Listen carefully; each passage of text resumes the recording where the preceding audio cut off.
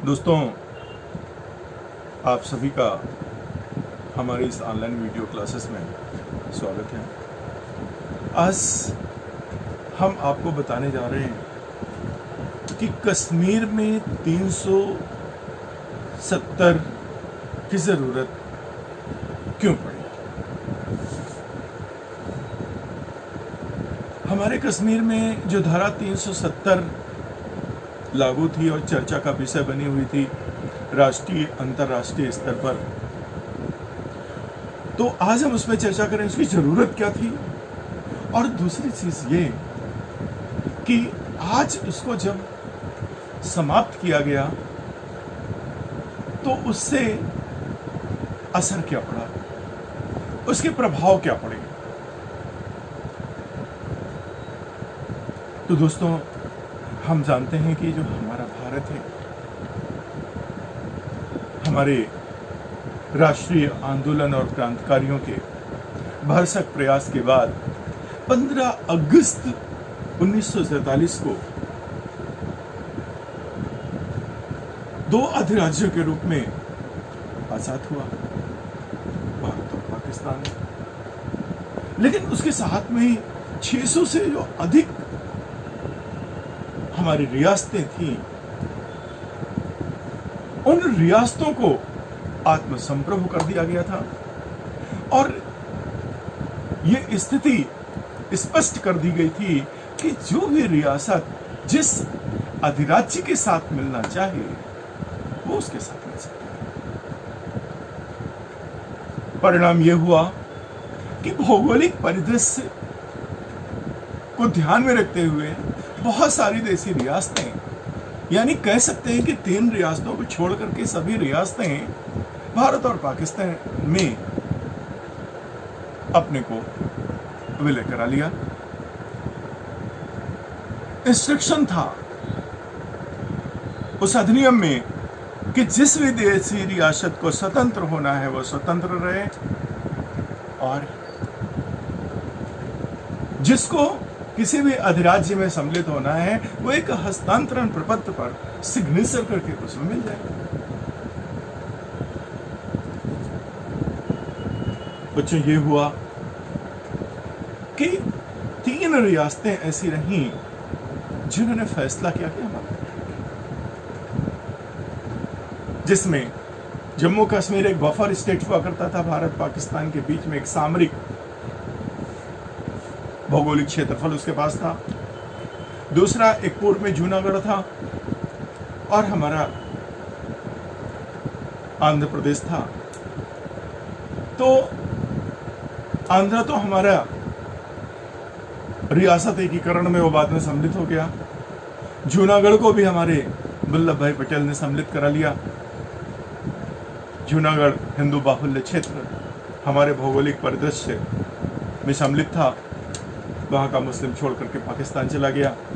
अब बचा हमारा जम्मू कश्मीर।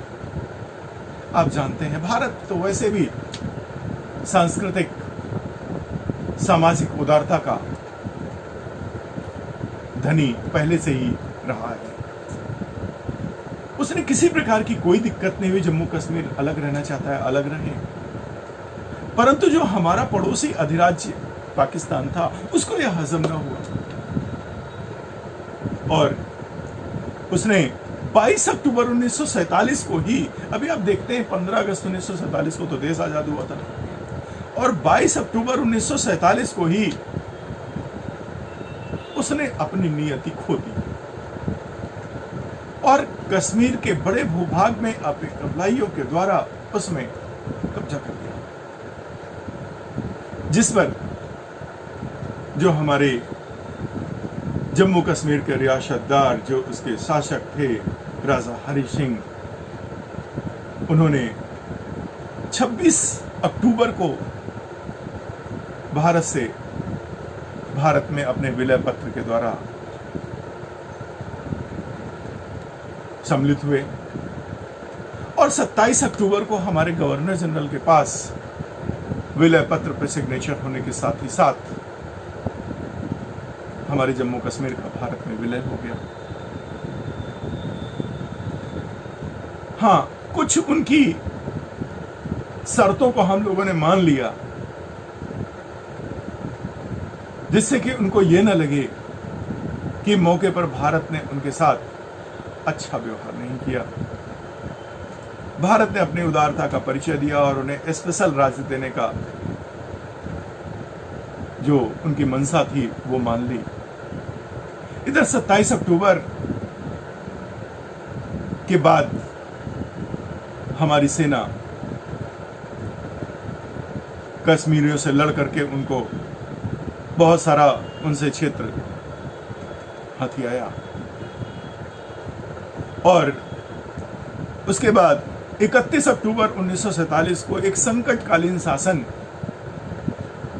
वहां पर प्रारंभ कर दिया गया। और उसके बाद 1 जनवरी 1948 को हमारे वायसराय यानी लॉर्ड माउंटबेटन के कहने पर जवाहरलाल नेहरू ने हमारे सुरक्षा परिषद में इस मसले को भेजा कि पाकिस्तान हमारे क्षेत्र को छोड़ करके चला जाए, जो अधिग्रहित क्षेत्र किया है वो मुझे वापस दे दे। लेकिन दोस्तों यहां पर देखा गया कि सुरक्षा परिषद ने, ब्रिटेन और अमेरिका ने पाकिस्तान का पक्ष लेते हुए भारत पाकिस्तान मसला घोषित कर दिया और जो जहां है वहां पर उसे नियंत्रण रेखा मानने के लिए बातें कर दी। दोस्तों इस तरीके से हमारा ये कश्मीर और भारत का मुद्दा बन गया और उस समय तक 84,160 वर्ग किलोमीटर क्षेत्र पाकिस्तान के कब्जे में रह गया। इस तरीके से हमारे जम्मू कश्मीर का भारत में पदार्पण होता है विभिन्न परिस्थितियों के साथ में, यानी कहते हैं विरासत में साथ झगड़ा आया हमारे भारत के पास। और फिर इसके लिए 51 में इनके लिए एक संविधान के लिए एक मांग मान ली गई कि उनके लिए एक विधानसभा होगी। उन्होंने अपनी संविधान के लिए प्रक्रिया अपनाई। इधर गोस्वामी अयंगर ने धारा 306A का प्रस्ताव दिया जिससे कि उनको कुछ स्पेशल राइट्स मिल जाएंगे, उनको ये न लगे कि भारत ने हमारा दोहन कर लिया, मौके का फायदा उठाया। परंतु दोस्तों 306A की जगह धारा 370 अमल में आई और उस धारा 370 से उनको कुछ प्रिविलेज दी गई, उनको कुछ स्पेशल दर्जा दिया गया और उस स्पेशल दर्जे में था कि हमारे केंद्र सरकार का रक्षा प्रतिरक्षा विदेश के कानून ही वहां मान्य होंगे। इसके अतिरिक्त जो भी कानून होंगे वो वहां की विधानसभा के द्वारा पारित किए हुए होंगे, उनसे अनुमोदित होंगे। इधर जो 51 में अपने शासन के लिए एक विधानसभा की जो प्रक्रिया उन्होंने अपनाई थी वो जाकर के नवंबर 1956 में उसने अपना संविधान बना लिया, जो 26 जनवरी 1957 से जम्मू कश्मीर में कानून बन करके सामने उभरा और उसके हिसाब से वहां पर संविधान लागू हुआ। उसके तहत एक पृथक राज्य का दर्जा हमारी 370 देती है और वहां के लिए कानून बनाने का कार्य वहां की विधानसभा के द्वारा हो गया और वहां का अपना झंडा अलग होगा। दूसरी चीज, भारतीय झंडे पर यदि वहां किसी ने कोई आपत्तिजनक स्थितियां पैदा की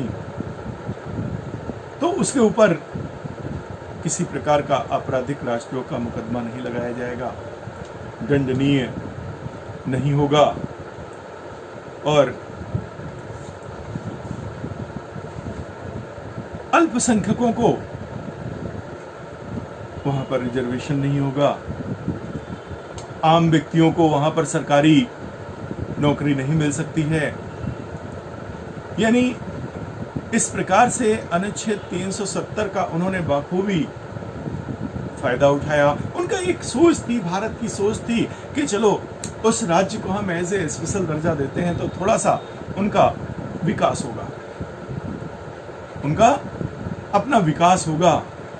और विकास के लिए देखिए हम लोग कितना कटिबद्ध रहते हैं, हम लोग सत्ता का विकेंद्रीकरण करते हैं। लेकिन हम देखते हैं कि जो विशेष राज्य का उनका दर्जा दिया, साथ में 35A जो उनके लिए लागू हुआ, उससे उनको एक तो ये फायदा हुआ कि केवल जम्मू कश्मीर का रहने वाला ही वहां पर संपत्ति खरीद सकता है, दूसरा कोई भी भारत का आदमी वहां पर संपत्ति खरीद नहीं सकता है।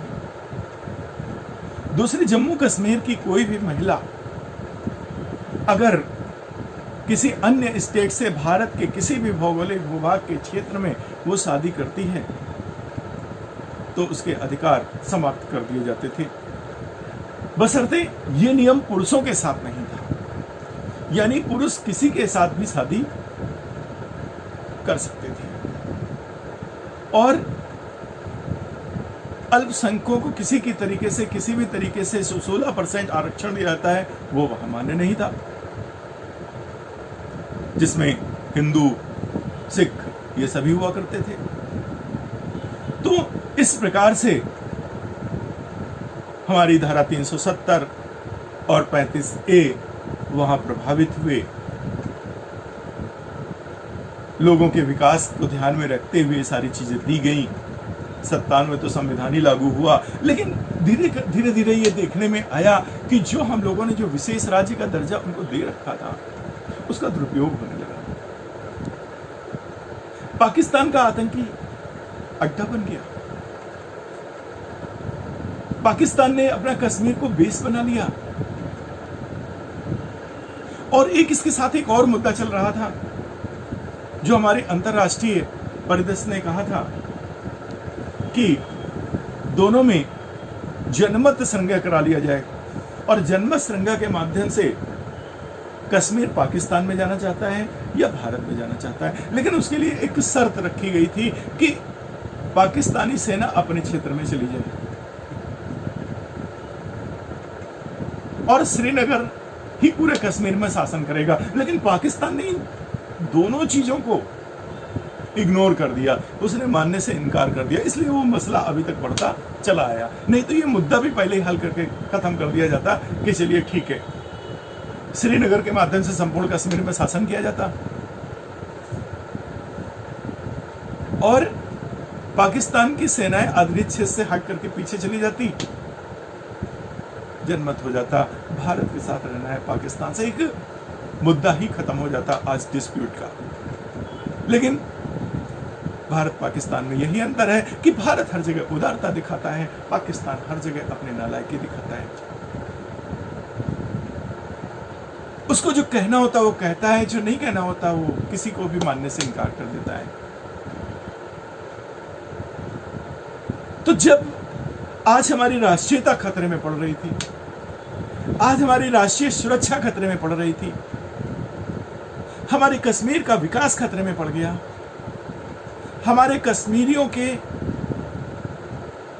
जो हिंदू और सिख अल्पसंख्यक हैं, कश्मीरी पंडितों का जब दोहन किया जाने लगा, जब उनका शोषण होने लगा, शोषण में अतिता हो गई, धीरे धीरे यह महसूस हुआ कि अब वो समय आ गया है जब जम्मू कश्मीर से धारा 370 और 35A हटाया जाए, क्योंकि वास्तव में इनको हटाने से ही अमन चैन मिलेगा जब पूर्ण रूप से हमारा शासन होगा। तो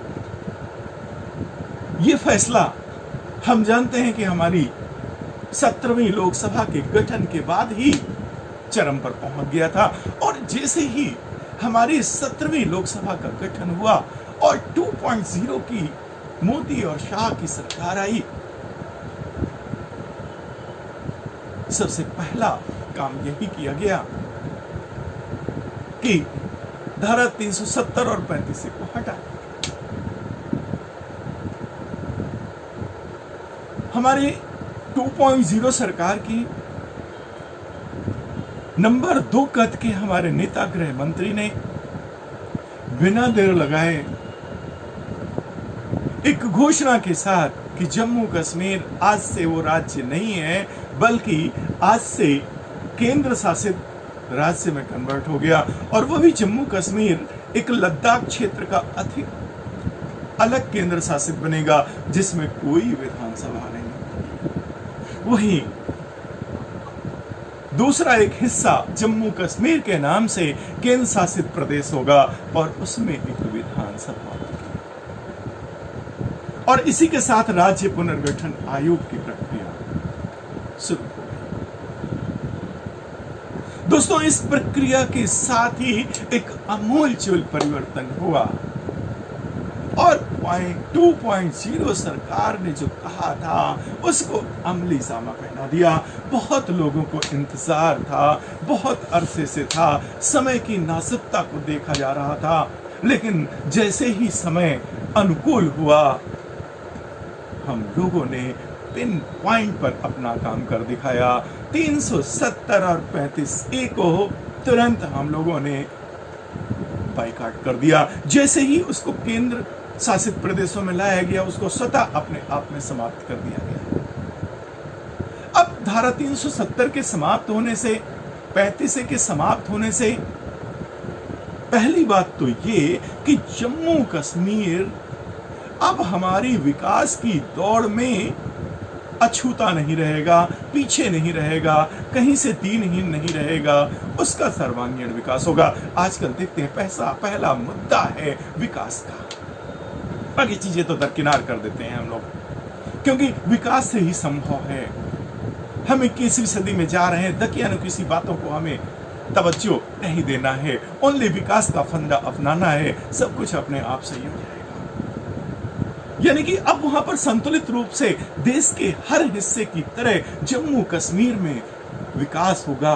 हर एक व्यक्ति को जीने का अधिकार मिलेगा, हर एक व्यक्ति को पल्लवित होने का अधिकार मिलेगा। आतंकवाद को वहां से समूल नष्ट किया जा रहा है, नष्ट हो सा गया है, बहुत बड़ी शांति मिली है। जो पाकिस्तान का जो अड्डा बना था उसको वहां से हम लोगों ने हटा दिया है। जो हमारे पंडित शरणार्थियों के रूप में इधर उधर भटक रहे थे, उनको वहां पर पुनर्वास देने की प्रक्रिया शुरू हो गई है। और आज इसी के साथ साथ अब हमारे देश के किसी भी कोने का व्यक्ति वहां पर जमीन लेकर के वहां अपना रेजिडेंस बना सकता है। अब जम्मू कश्मीर की कोई भी स्त्री किसी भी राज्य से कहीं भी वो अपना वैवाहिक संबंध स्थापित कर सकती है, उसके किसी भी प्रकार के अधिकारों का दोस्तों नहीं होगा, चाहे वो पुरुष हो चाहे वो स्त्री हो। अभी तक तो चेहरा देख के काम हो रहा था, पुरुष कहीं से भी वैवाहिक संबंध स्थापित करके ले आएगा, लेकिन स्त्री अगर करती है तो उसके अधिकार खत्म कर दिए जाते हैं। दूसरे, अब सभी को हमारी सर्वोच्च न्यायपालिका के अधिकार क्षेत्र में आना पड़ा।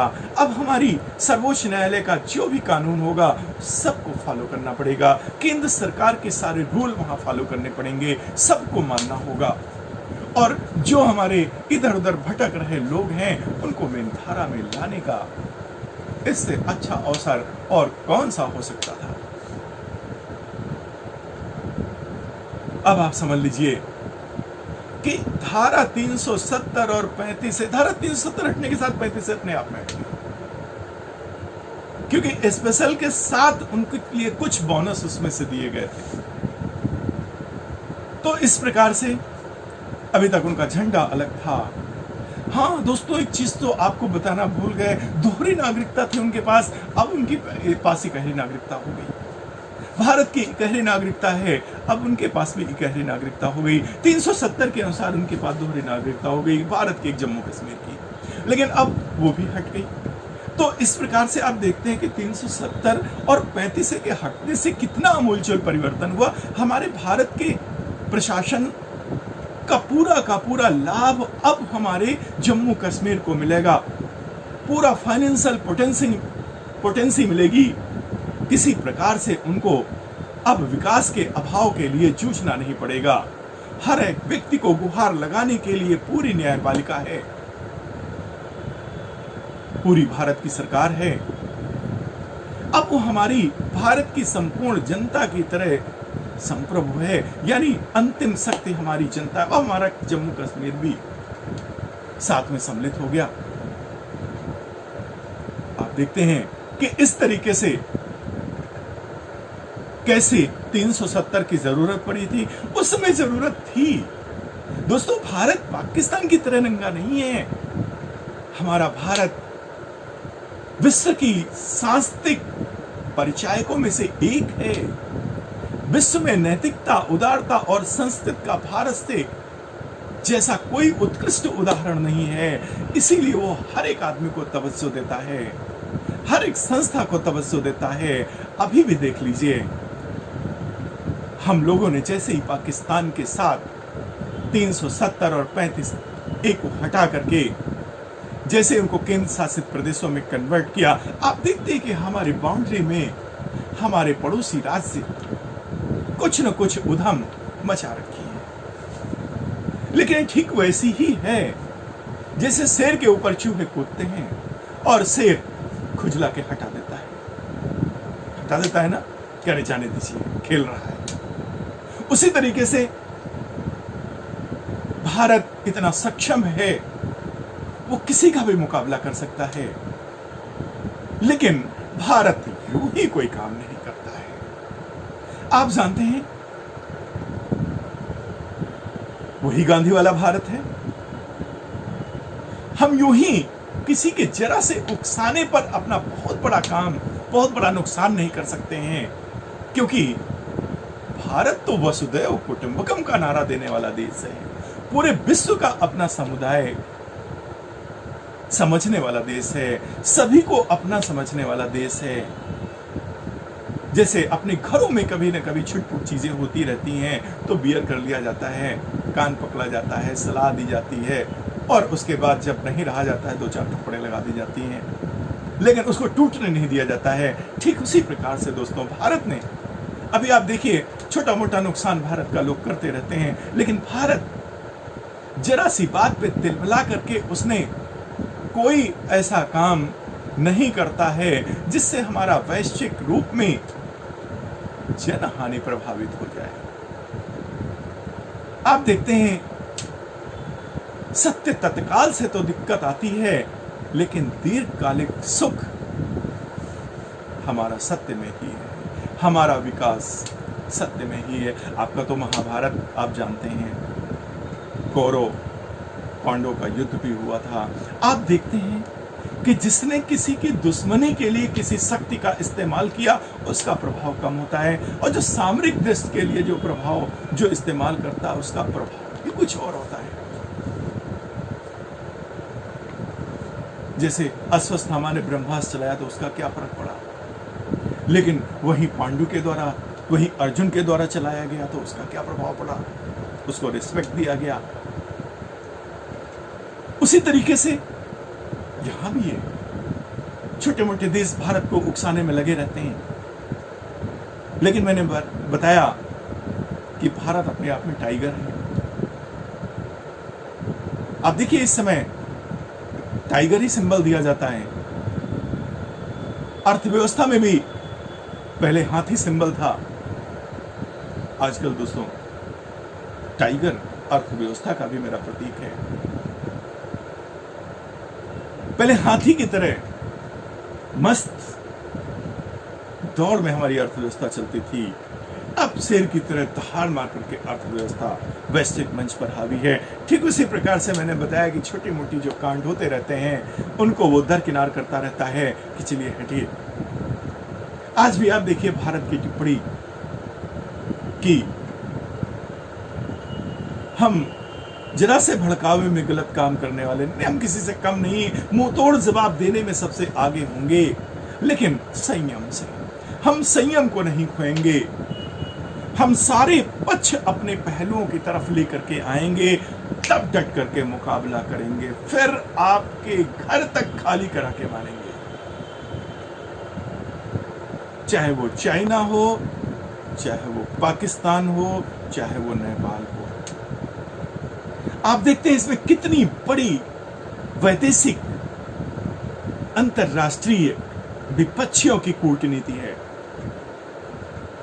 जिस नेपाल को आज हम लोगों ने हर तरीके से पल्लवित किया है, उसकी रक्षा के लिए, उसकी टेक्नोलॉजी के लिए, प्रतिरक्षा तंत्र के लिए हर तरीके से भारत सपोर्ट करता है, अफसरों को तैयार भी करता है, बच्चों को पढ़ाता भी है। उसके बावजूद नेपाल से भी दिक्कत, पाकिस्तान से तो जन्मजात वो, लेकिन विरासत से मैंने बताया कि कश्मीर के साथ विरासत में मिली हुई कश्मीर समस्या है, जिसका हल इतना आसान नहीं था। वो हल कुछ न कुछ हमारा कुर्बानी लेकर ही जाएगा। और साथ ही में अभी चाइना ने अपनी समस्या शुरू कर दी है, लेकिन बखूबी भारत बड़े आराम से मुस्कुराते हुए ठंडे दिमाग से इन सब का हल हो जाएगा। तो दोस्तों, आज मैंने आपको बहुत ज़रूरी चीज़ बताई। 370 और 35 एक ही ज़रूरत क्या थी और ज़रूरत अब क्यों नहीं है, और इसीलिए उसको हटाया गया। तो हटाने से जम्मू कश्मीर में क्या प्रभाव पड़ेगा? तो मैंने बताया, जम्मू कश्मीर का सर्वांगीण विकास होगा। जम्मू कश्मीर में पंडितों का, अल्पसंख्यकों का पुनर्वास होगा और राष्ट्रीय एकता का द्योतक होगा 370 और 35 से हटाना, क्योंकि इसी के साथ जम्मू कश्मीर की दोहरी नागरिकता का पराभव हो गया और संपूर्ण भारत एक जैसा हो गया। कोई भी व्यक्ति कहीं भी मूव कर सकता है, परचेस कर सकता है, रह सकता है, घूम सकता है, विचरण कर सकता है। दोस्तों, आप लोग अच्छे से इन सब वीडियोस को देखिए, अपने साथियों को शेयर करिए, और अच्छा लगता है तो लाइक करने में भी पीछे न रहिए, क्योंकि बहुत मेहनत से सारी चीज़ें आपके पास भेजी जा रही हैं।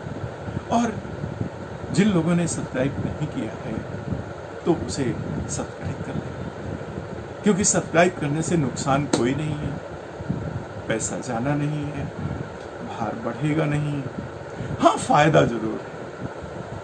तो क्या है, बहुत सारी जानकारी की चीजें, बहुत सारी इंपॉर्टेंट टॉपिक आपको जैसे ही मिलेंगे, वो नोटिफिकेशन के माध्यम से आपको रिंग करेंगे, रिंग अप करेंगे कि आप उन्हें देखें।